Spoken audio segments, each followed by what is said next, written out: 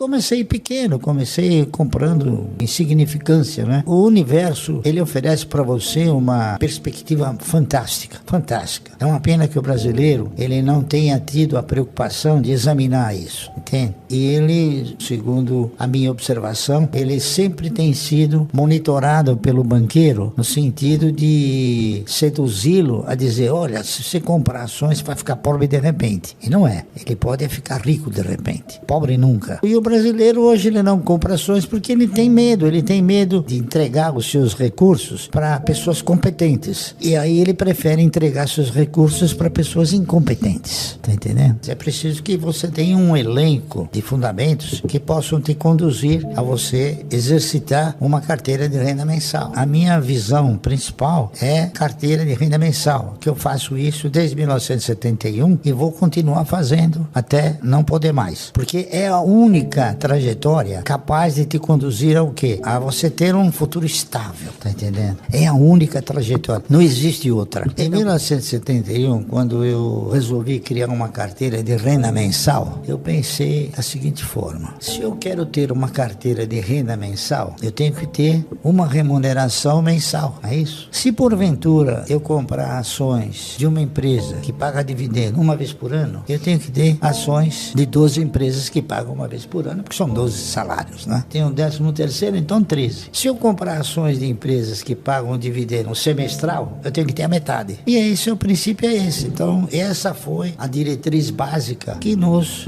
levou a ter uma quantidade reduzida de ações, porque não há necessidade de você ter tudo. O importante é você ter os melhores, aqueles que têm o compromisso com o acionista de remunerá-lo. Como que o senhor vê a renda fixa? Porque muitos investidores agora estão falando, vou para a renda fixa, vou sair da renda variável. Como que o senhor enxerga a renda fixa? Eu respeito todos aqueles que acham que nesse país existe renda fixa. Sabe por quê? Porque a renda fixa não existe. Existe perda fixa. Se você for fazer uma avaliação correta do seu poder de compra entre dia 2 de janeiro e 30 de dezembro, você vai ver que o seu poder de compra, a perda desse poder de compra, é no mínimo 2 vezes superior àquilo que a renda te oferece. Então, vamos supor, você aplica no dia 2 de janeiro numa renda fixa. No fim do ano, você vai ganhar 10, 12%. Só que você perdeu 24%. Então, não tem renda fixa. Você mal consegue reajustar o dinheiro. Enquanto que nas ações, você tem essa possibilidade. Infelizmente, nosso país é o que é, tá entendendo? E o brasileiro, ele é sempre atemorizado pelo banqueiro, né? Fala, não compra ações que você vai perder, né? Mal sabe ele que ele perde na renda fixa. E tem um negócio interessante até de se comentar, né? Quando o Collor assumiu o governo, a primeira coisa que ele fez foi mudar o padrão monetário, né? Ao mudar o padrão monetário, ele tirou o cruzado e instituiu novamente o cruzeiro. O que ele fez? Ele encurralou todas as aplicações, menos as ações. Então, para quem diga que as ações não têm garantia, elas têm uma garantia maior do que a poupança e uma segurança ainda mais intensa. Eu, por exemplo, não fui afetado. Eu tinha ações, fiquei com as ações, estou com elas até hoje, ganhando, tá entendendo? E teve muita gente que perdeu dinheiro. Eu não interpreto nenhuma análise sobre a bolsa. Primeiro, porque você não compra e nem vende ações da bolsa. Você compra ações de empresas. Então, eu me preocupo sim com o desempenho das empresas. E você tem, nesse contexto todo de negociação, você tem boas, mais ou menos, e ruins empresas. O importante é você selecionar as boas e investir. Só que o pessoal interpreta que investir nas ações, investir no mercado, é coisa que talvez possa ser de um ano. Não é. O investimento é enquanto a empresa estiver gerando bons resultados. Eu tenho, por exemplo, ações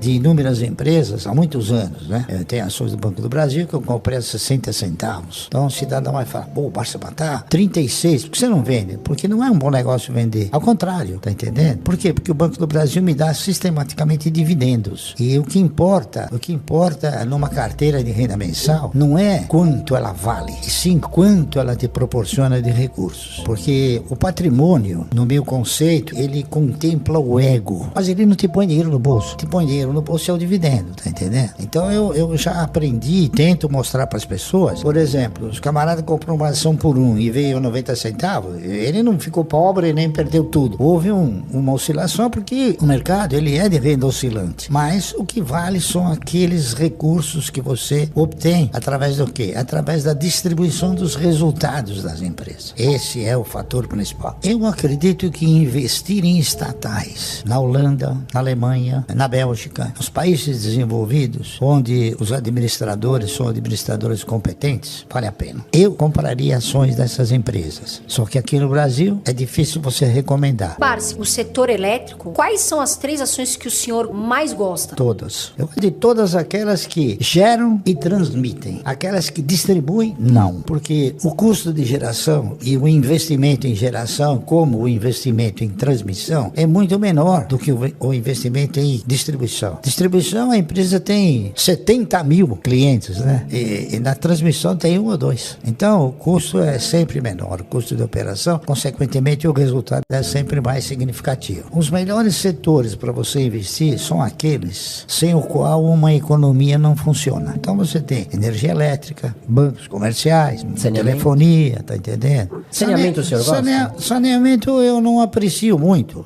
Saneamento aqui no Brasil ainda tem muito lugar que tem fossa, né? Então, o investimento em saneamento, como ele é feito mais ou menos, a maioria por estatais, o que você coloca embaixo da terra não gera voto. Aprecio bastante empresas que desenvolvem atividades que você paga sem consumir. Por exemplo, energia elétrica, você paga todo mês. Mas aí você fica 60 dias fora e não consome. Você chegou, a conta tá lá. Você está pagando sem consumir. Seguro é a mesma coisa. Seguro, você faz um seguro e reza para que não haja um sinistro. Então você está pagando por uma coisa que você não deseja que aconteça. O Warren Buffett, por exemplo, ele é fanático por empresas de seguro, exatamente por causa desse detalhe, que é um bem que você paga sem consumir. Eu não fico todo dia, recebi esse dividendo, recebi aquele. Quando chega no final do exercício, aí que você tem um impacto. Aí você pega tudo aquilo que você recebeu de dividendo e fala, eu ganhei tudo isso. Então você tem aquelas que estão na primazia e aquelas que estão na rabeira, né? Lamentavelmente, a Itaúsa está na rabeira. Por quê? Porque a Itaúsa, ela foi, ao longo do tempo, foi ampliando a sua base acionária e ela ficou com uma base acionária acima, talvez, daquilo que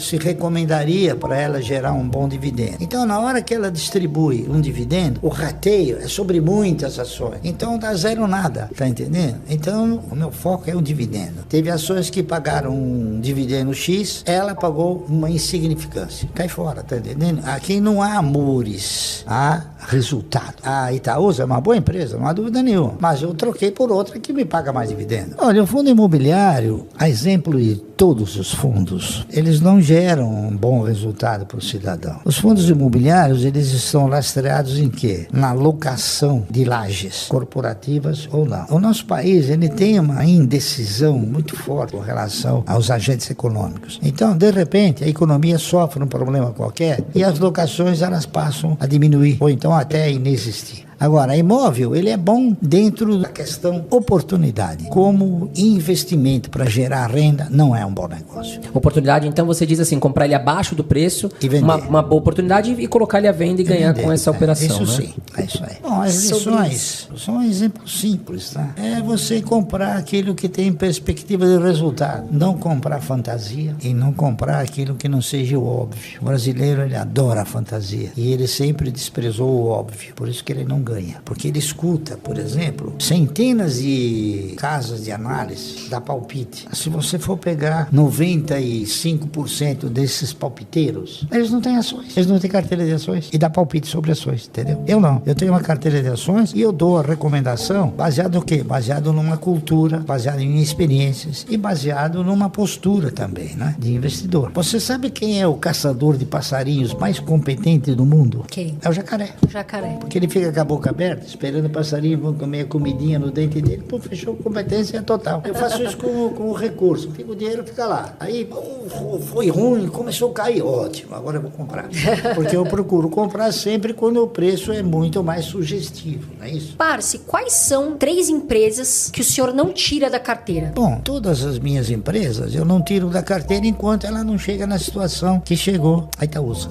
Não é questão de serem favoritas, é que são empresas que geram tiveram um resultado excelente. Então, por exemplo, a Klabin é uma delas, não é isso? Você tem ideia de quantos anos tem a Klabin? Dá um chute. Deve ser 100 anos, 90. Mais, 130 anos. Mais velha do que muitas ações estatais, Petrobras, né? E é uma empresa que se mantém diante de uma estrutura extremamente bem configurada. Ainda é uma empresa familiar, mas é uma empresa familiar que evoluiu na concepção de administração. Transfere a administração não para os elementos da família, sim para terceiros que são competentes. E é uma empresa que ela remunera de uma forma sistemática, não é isso? Ela paga dividendos sistematicamente. Então é um negócio que é muito saboroso, eu diria.